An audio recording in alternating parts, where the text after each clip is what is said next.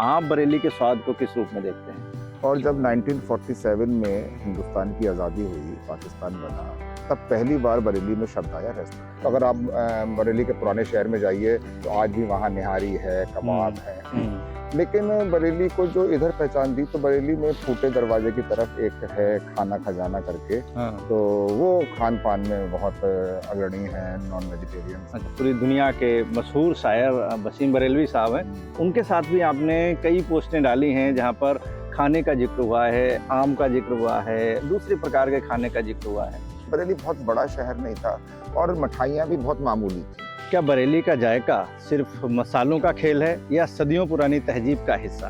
क्या झुमके और मांझे की पहचान के आगे छुप गया है यहाँ का असली स्वाद? क्या आधुनिक रेस्टोरेंट के ज़माने में, कैफ़े के ज़माने में पुरानी बरेली का स्वाद कहीं गुम हो गया है? आज हम उठाने जा रहे हैं वो पर्दे जो बरेली के स्वाद के और उसके गौरवशाली इतिहास के बीच में खिंचे हैं। स्वाद का कोई मजहब नहीं होता, लेकिन क्या बरेली का खान पान यहाँ की गंगा जमुनी संस्कृति की सबसे बड़ी मिसाल है?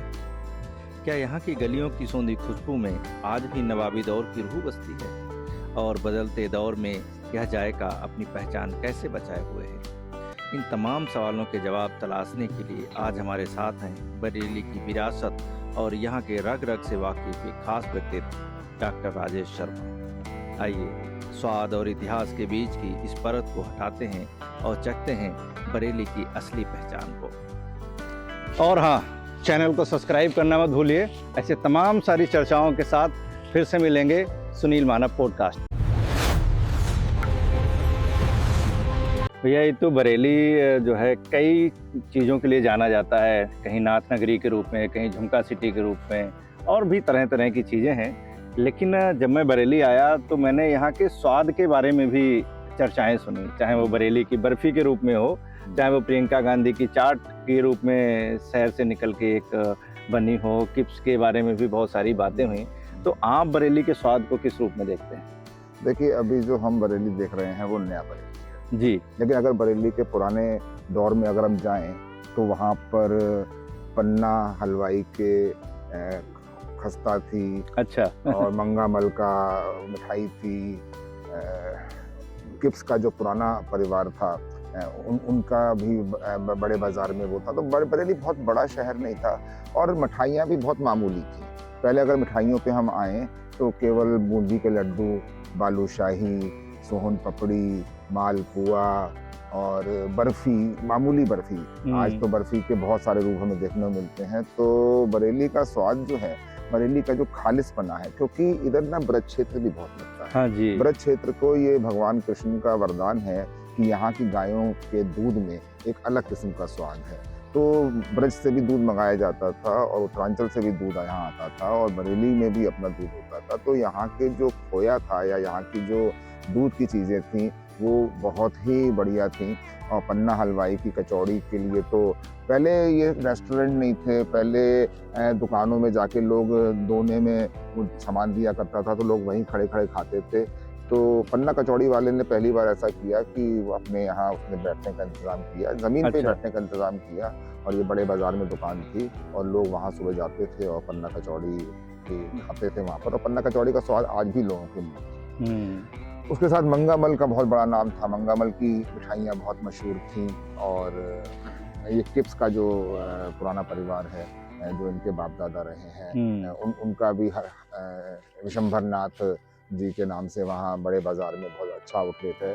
लेकिन जहाँ मैंने पुराने लोगों से बात की तो उन्होंने मुझे यही बताया कि बहुत ज़्यादा वैरायटी नहीं थी मिठाई की, लेकिन जो भी मिठाइयाँ थी 5-6 किस्म की, वो बहुत ही स्वादिष्ट और बहुत ही लजीज होती थी। जी जी, बिल्कुल बिल्कुल।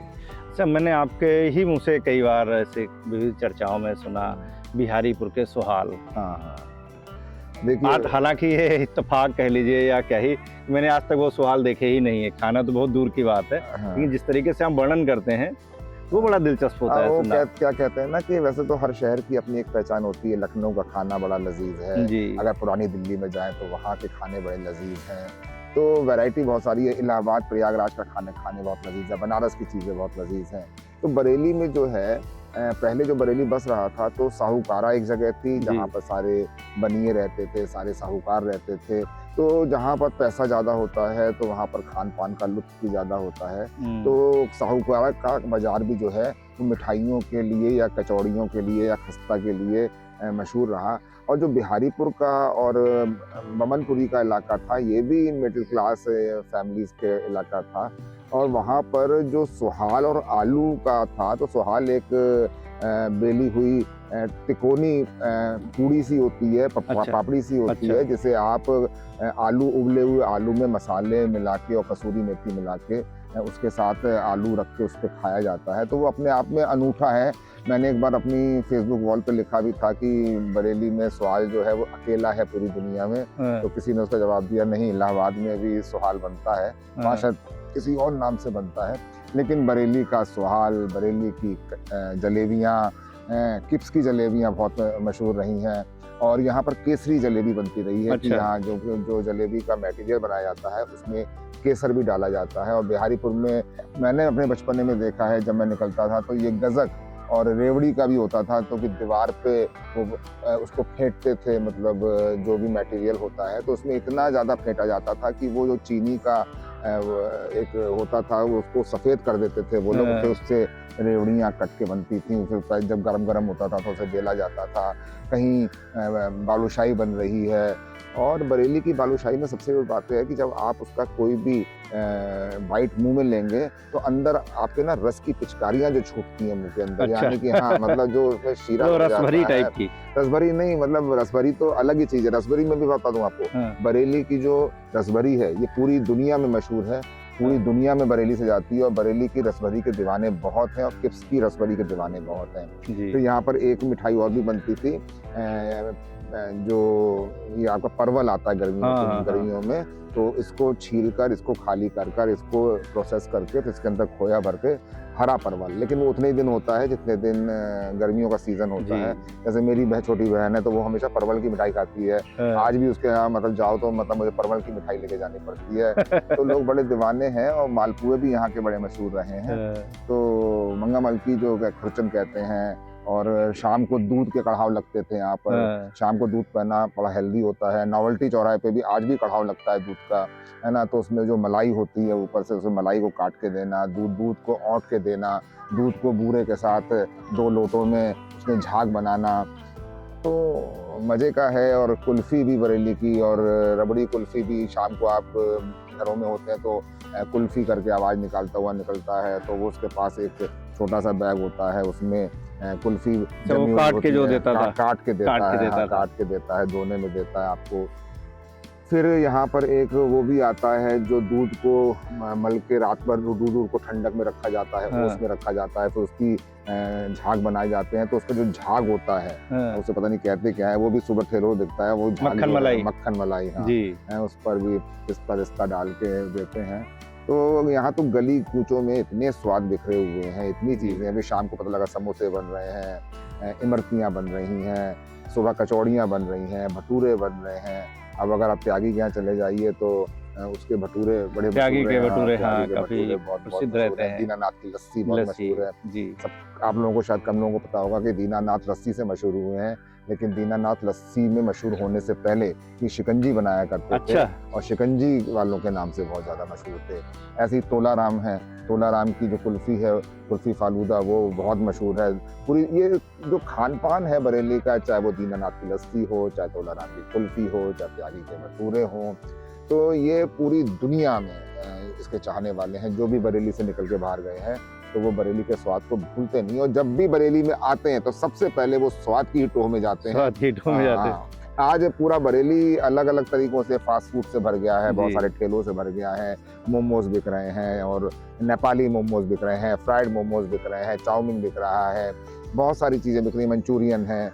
लेकिन जो ये जो देसी स्वाद है, जो बरेली को स्पेसिफाई करता है, दूसरी स्पेसिफाई करता है। और बरेली के आसपास भी खान पान बहुत बढ़िया है। जैसे बदायूं के पेड़े बहुत मशहूर हैं। अगर आप चले जाए चंदौसी की जो सोन पपड़ी है, वो मुंह में रखते ही घुल जाती है, इतनी बढ़िया है। वहाँ के मालपुए भी, वहाँ मंगल हलवाई एक हैं, उनके मालपुए भी बहुत मशहूर हैं।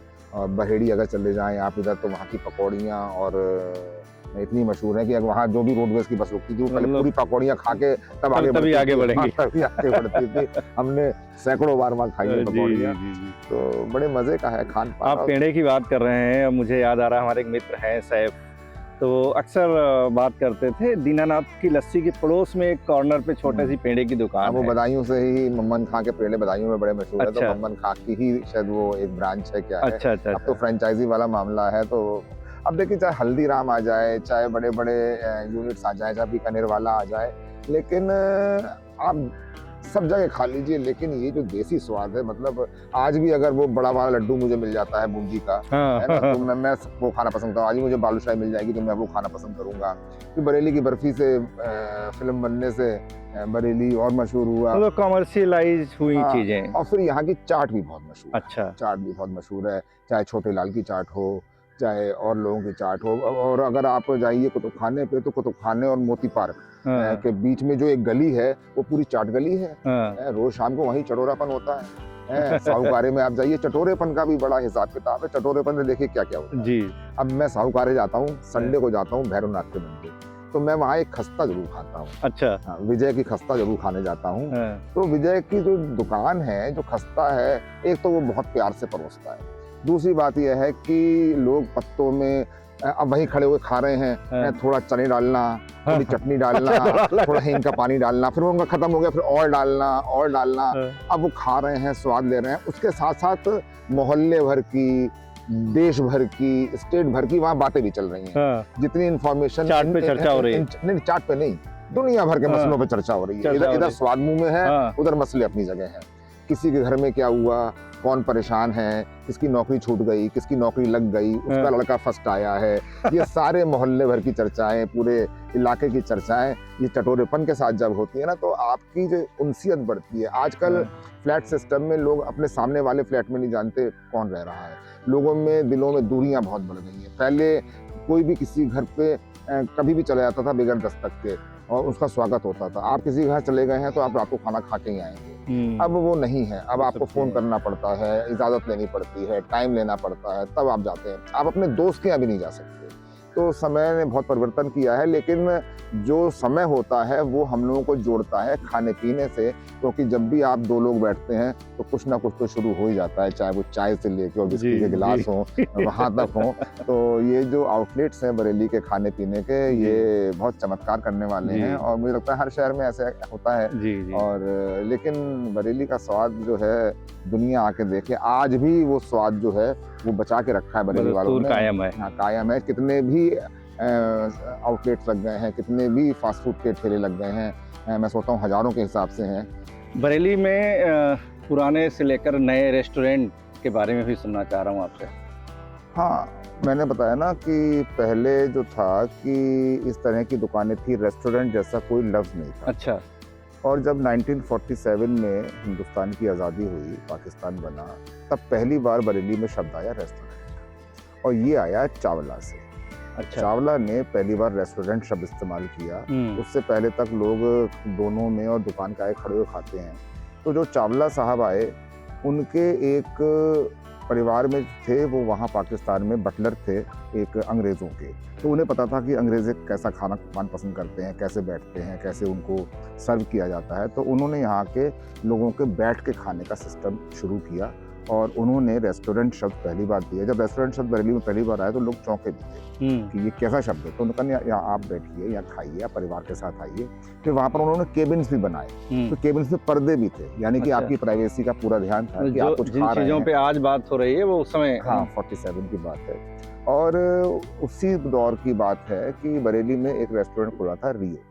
वो बरेली का एलीट रेस्टोरेंट था। अच्छा। ये जो चावला था या त्यागी थे उस जमाने में, ये थोड़े से मीडियोकर लोगों के लिए थे। जो एलीट लोग बरेली के थे, पैसे वाले लोग थे, उनके लिए रियो था। और जहाँ आज हनुमान मंदिर है, उसके सामने जो सिलेक्शन पॉइंट है, उसके बराबर में वही जगह थी जहाँ पर रियो था। और रियो बरेली का बहुत खूबसूरत, बहुत एलीट, बहुत डायनेमिक। मैंने जब रियो के बारे में लिखा, क्योंकि ये लगभग 84-85 में डिमोलिश हो गया था, तो 1000 से ज़्यादा लोगों ने मैसेज किए। लोगों ने उसका अरोमा याद किया, लोगों ने उसका टेबल क्लॉथ याद किया, लोगों ने उसकी कटलरी याद की। उसकी कटलरी इलाहाबाद से आती थी। उसमें संडेज आइसक्रीम जो थी, उसके लिए एक बोट शेप बर्तन होता था उसमें रख के आती थी, या टूटी फ्रूटी होती थी जो एक लॉन्ग गिलास होता था जिसमें लॉन्ग चम्मच होता था कि उसमें कई किस्म की चीज़ें होती थी तो आपको चम्मच से खाते थे।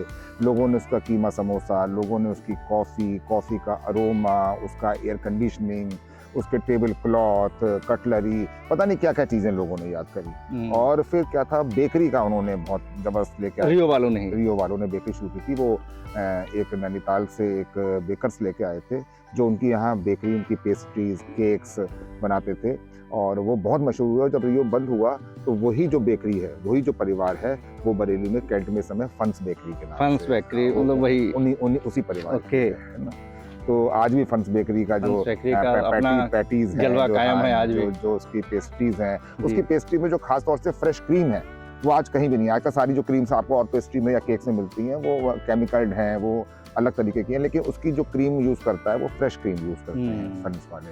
तो रियो हो गया, चावला हो गया, ये बरेली के उन पुराने रेस्टोरेंट्स में से हैं। और आज देखिए, आज दिल्ली दरबार है या इस तरह के और बहुत सारे रेस्टोरेंट्स हैं जो वेज और नॉन वेज के हैं, लेकिन आज उनमें वैसा ही है जैसा कि आप बहुत कॉमर्शियल लेवल पे जाके चीज़ों को देखते हैं। फिर सोन टावर्स ने भी अपना एक रेस्टोरेंट शुरू किया था, फिर ये जो होटल आया अंकुर विक का होटल है, उन्होंने भी शुरू किया, लेकिन वो ऊंचाइयां नहीं पा पाए जो इस तरह जो रियो और रियो में अमिताभ बच्चन और अजिताभ बच्चन जब शेरवुड पढ़ने जाते थे, ये लोग भी यहाँ से खा के जाते थे और जब वापस इलाहाबाद जा रहे होते तो खा के ही यहाँ तो रियो से ही होके गुजरते थे। तो अमिताभ बच्चन और अजिताभ बच्चन, और बल्कि अल्टीमेट था इस चीज़ का कि अजिताभ बच्चन ने अभी भी किसी से पूछा था कि भाई बरेली में रियो चल रहा है नहीं चल रहा है। तो खाने का जो नॉस्टैल्जिया होता है वो बड़ा ज़बरदस्त होता है और लोग याद रखते हैं। लोग खाने को, एक बरेली के खाने को रियो ने कह सकते हैं कि थोड़ा एलीट क्लास से जोड़ा और बड़े लेवल तक। आज भी आप किसी पुराने आदमी से रियो की बात करें तो रियो का जब आप नाम लेंगे ना तो उसके चेहरे पे जो खुशी और जो चहक आती है वो अलग किस्म की है। मतलब वो लोग तब बच्चे रहे थे जो अब हम लोगों की उम्र के हैं, वो कहते हैं भाई जब हमें रियो पे ले जाते थे हमारे फादर तो हमारे लिए तो वो ट्रीट होती थी, अगर हमारा बर्थडे रियो में मना दिया तो इससे बड़ी कोई बात नहीं। सही बात है, बिल्कुल सही बात है जी। लेकिन आजकल के रेस्टोरेंट जो हैं वो वहाँ तक नहीं पहुँच पा रहे हैं। हाँ, फिर और भी चीज़ें खुली जहाँ आज अयूब खां पे मनोरंजन था पहले, और अब वहाँ पर एक मोबाइल की शॉप है, उसके ऊपर भी एक होटल था, वो भी बहुत खूबसूरत था। यहाँ कुछ बार्स भी बहुत अच्छे थे। हाँ, एक गुल्लू का होटल भी यहाँ पर था। गुल्लू के होटल पे नॉनवेज बनता था, तो गुल्लू के होटल पे भी मतलब ढाबा था वो एक तरीके का, तो ढाबे के भी प्रचलन यहाँ पर थे और ढाबे भी खूब प्रसिद्ध थे और लोग उस जमाने में खूब खाते थे ढाबे। ये तो है। अभी तक आपने मिठाइयों पर बात की, सुहाल पे बात की, चाट पे बात की, रेस्टोरेंट पे बात की, लेकिन बरेली को जब हम एक गंगा जमुनी तहजीब के तहत आकलन करते हैं तो यहाँ पर वेज के साथ साथ नॉन वेज भोजन की भी बहुत सारी वैरायटियाँ हैं। वो चाहे वो टुंडे कबाब हो, निहारी हो, या बहुत सारी ऐसे, हालांकि मैं ये सब नहीं खा पाता हूँ, लेकिन हाँ चर्चाओं में खूब सुना है कि लखनऊ के बाद में बरेली का इस प्रकार का एक स्वाद रहा है। मैं इससे जानना चाहूँगा। हाँ, दरअसल क्या है कि बरेली के पास ही रामपुर रियासत है जी। रामपुर रियासत हिंदुस्तान की एक बड़ी रियासत है जी, और जो नवाबों की रही है। तो रामपुर का जो खान पान है वो बहुत महत्वपूर्ण है और जो उसमें मुगलई खान पान है। और क्या है कि रामपुर नवाब की बहुत सारी प्रॉपर्टी बरेली में भी रही है। रामपुर गार्डन भी उन्हीं का था, बरेली कॉलेज भी उन्हीं का था, ये आज मिशन अस्पताल जो देखते हैं, बटर प्लाजा जो देखते हैं, सारी जमीन भी उन्होंने, रामपुर रियासत की, रामपुर नवाब साहब की उन्होंने दान की थी जमीन यहाँ पर सारी। रामपुर बाग उन्होंने बेचा था, एक पूरी कॉलोनी बनाई थी मुस्तफ़ा कॉलोनी करके। तो क्या है कि इस तरह से खान पान भी फिर आया। जब वो लोग होते हैं तो अगर आप बरेली के पुराने शहर में जाइए तो आज भी वहाँ निहारी है, कबाब है, लेकिन बरेली को जो इधर पहचान दी तो बरेली में फूटे दरवाजे की तरफ एक है खाना खजाना करके। तो वो खान पान में बहुत अग्रणी हैं नॉन वेजिटेरियंस में, और बहुत तरह के कबाब हैं, उनकी रोटियां हैं, उनके शीरमाल हैं और कई किस्म का उनका मटन चिकन है।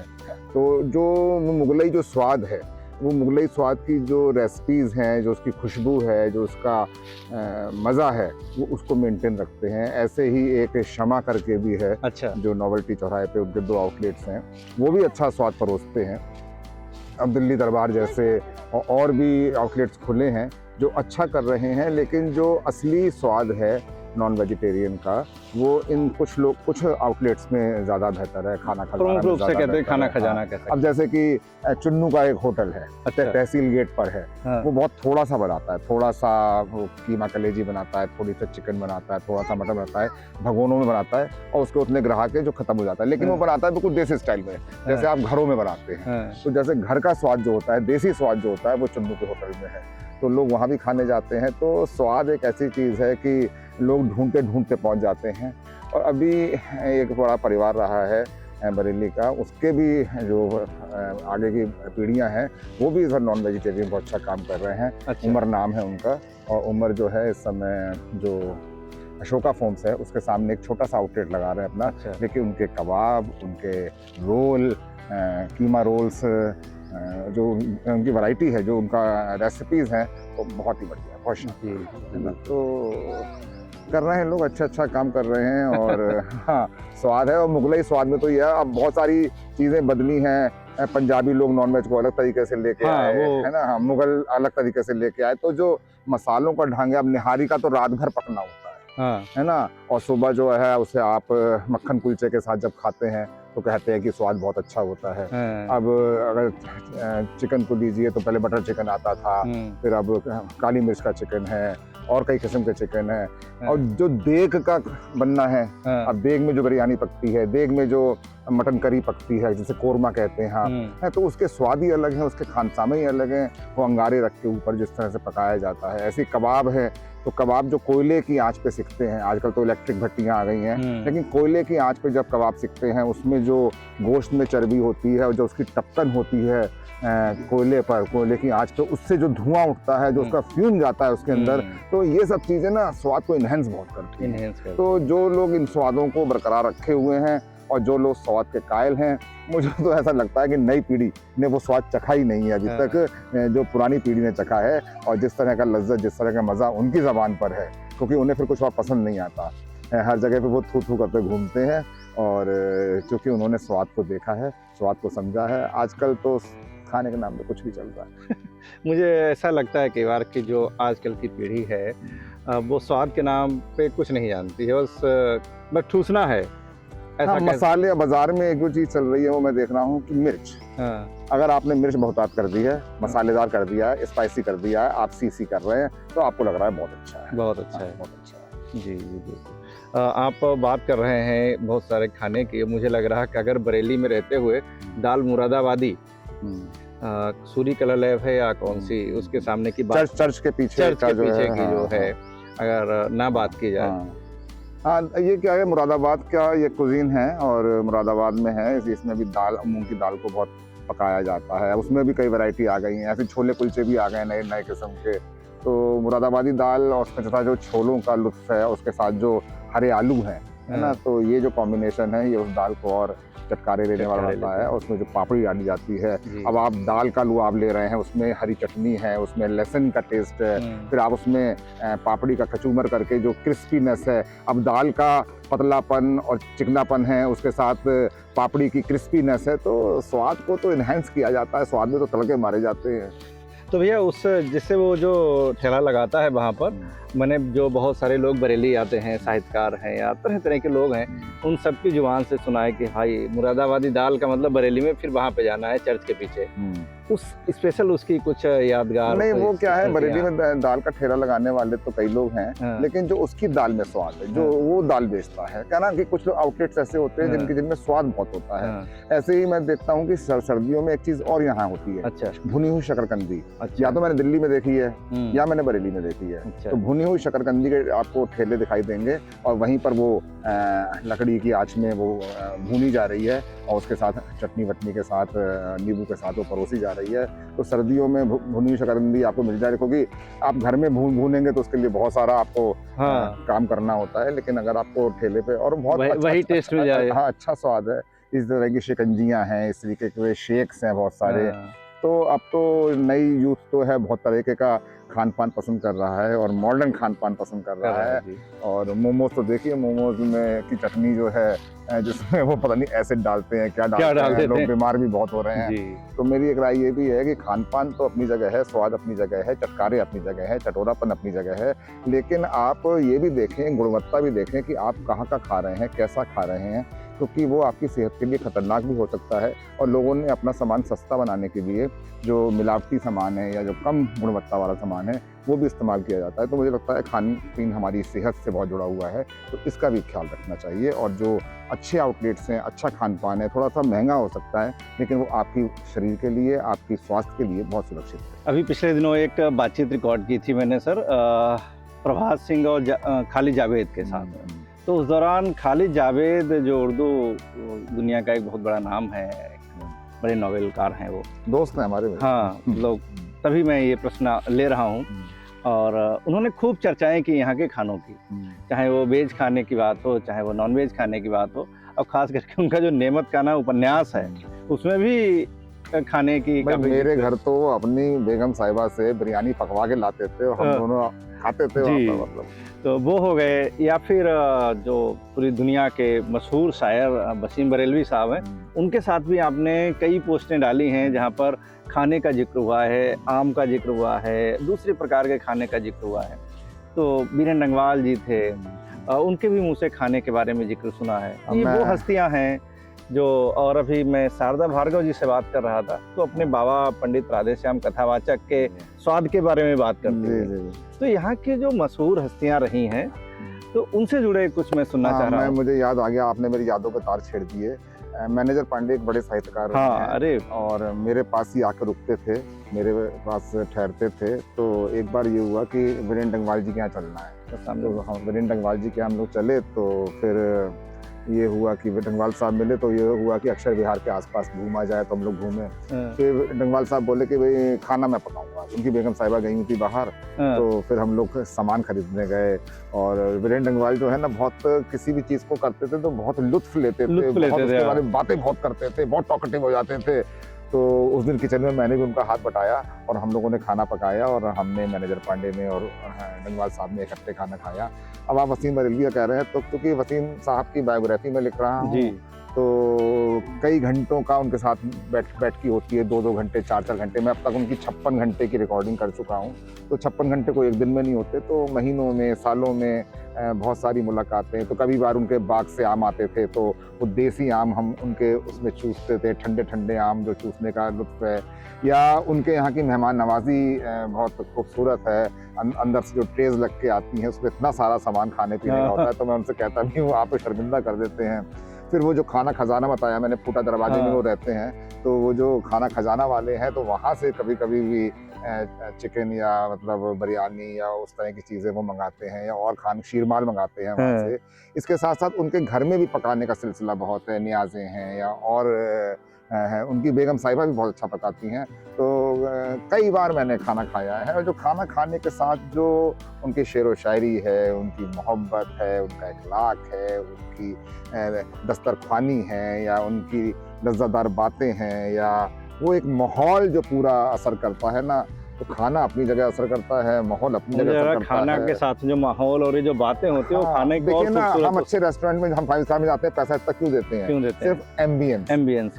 वो दाल होती है, वही पनीर होता है, वही सब्जियां होती हैं, लेकिन हम जो पेमेंट कर रहे होते हैं वो कर रहे होते हैं एम्बियंस का। तो हम सारा खर्चा इस माहौल पे खर्च करते हैं। शबाना आज़मी के घर में आप देखिए, कैफी आज़मी साहब की महफिल सजती थी, तो तमाम लोग आते जाते थे। तो वो चाय लग रही है, वो खाना लग रहा है, वो नाश्ते लग रहे हैं।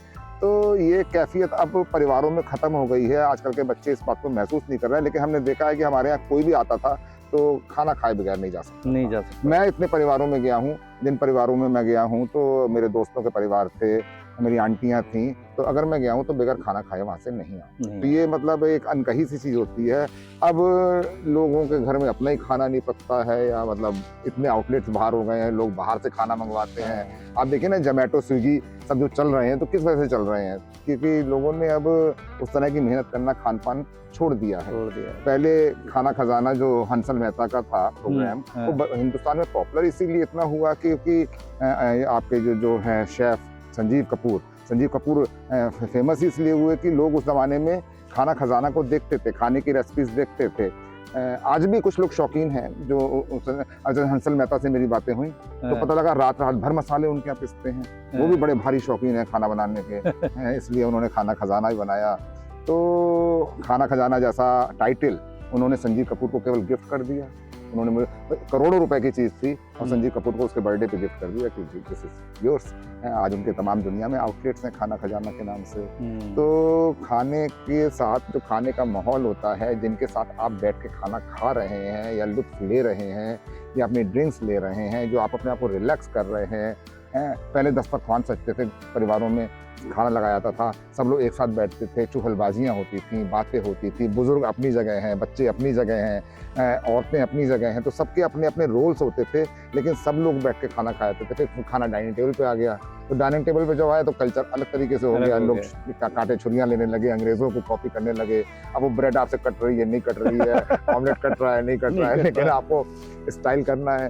तो बड़े मज़े की चीज़ है खाने पीने, लेकिन कुछ लोग हाथ से खाते हैं और जब तक उंगलियां ना चाट लें 5 स्टार में भी जाके तब तक उनको मजा नहीं आता। दाल चावल अगर आपने हाथ से नहीं खाए तो आपको बिल्कुल मजा नहीं आएगा जी। तो खाने पीने का लुत्फ है, लेकिन खाने पीने को जब खाइए तो बिल्कुल शांत दिमाग से खाइए, मज़ा लेके खाइए और ज़बान से चटकारे लेते हुए खाइए। ज़बान एक ऐसी चीज़ है कि पता नहीं कितने तरह के स्वादों को अलग अलग तय कर लेती है कि इसमें ये सब कुदरत ने आपको क्या नियामत बख्शी है। जी बिल्कुल सही बात है, बड़ी मज़ेदार बातें हुई आपसे।